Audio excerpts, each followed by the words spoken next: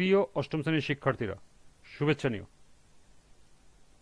আজকে আমি তোমাদের বিজ্ঞান বিষয়ের নতুন বই থেকে পঞ্চম অধ্যায় সমন্বয় ও নিঃসরণ এর 50 পৃষ্ঠার কাজ সমাধান করে দেব। প্রথমে তোমাদের বলবো, যারা আমার চ্যানেলটি সাবস্ক্রাইব করো নাই তারা আমার চ্যানেলটি সাবস্ক্রাইব করবে এবং আমার সাথে থাকবে। তাহলে চলো আমরা ক্লাস শুরু করি। বিজ্ঞান পঞ্চম অধ্যায় পৃষ্ঠা নং 50। কাজ: তোমার হাতে পিন ফুটলে অথবা হারিকেনের গরম চিমনির উপরে তোমার হাত পড়লে তুমি কি করবে, কেন করবে, কিভাবে করবে তা চিত্রসহ ব্যাখ্যা করো। চলো এখন আমরা এর সমাধান দেখে নিই। এটি হলো চিত্র, মানবদেহের প্রতিবর্ত চক্র। এই চিত্রটি তোমাদের বইতেও আছে, তোমরা সেখান থেকেও সংগ্রহ করে এঁকে নিতে পারো।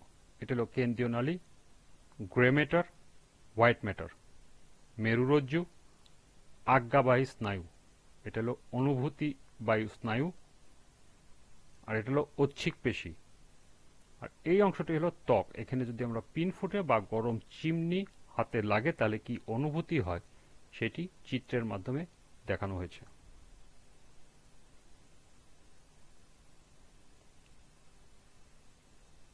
হাতে পিন ফোটানোর সঙ্গে সঙ্গে অথবা হারিকেনের গরম চিমনির উপরে হাত পড়লে অনুভূতিবাহী স্নায়ুতন্ত্র পিন ফোটার যন্ত্রণা অথবা গরম যন্ত্রণা গ্রহণ করে। অর্থাৎ পিন ফোটার যন্ত্রণা, গরম যন্ত্রণা মানে যদি হারিকেনের চিমনির উপরে হাত পড়ে সেক্ষেত্রে হলো গরম যন্ত্রণা গ্রহণ করবে।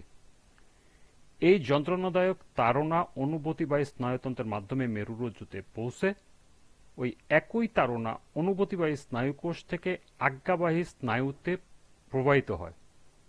স্নায়ু তাড়না আজ্ঞাবাহী কোষে পৌঁছামাত্র পেশিতে প্রেরণ করে, ফলে পেশি সংকুচিত হয় এবং যন্ত্রণার উৎস থেকে হাত সরিয়ে নেয়। অনুভূতি মস্তিষ্কেও পৌঁছায়, ফলে কি ঘটছে শরীর তা জানতে পারে।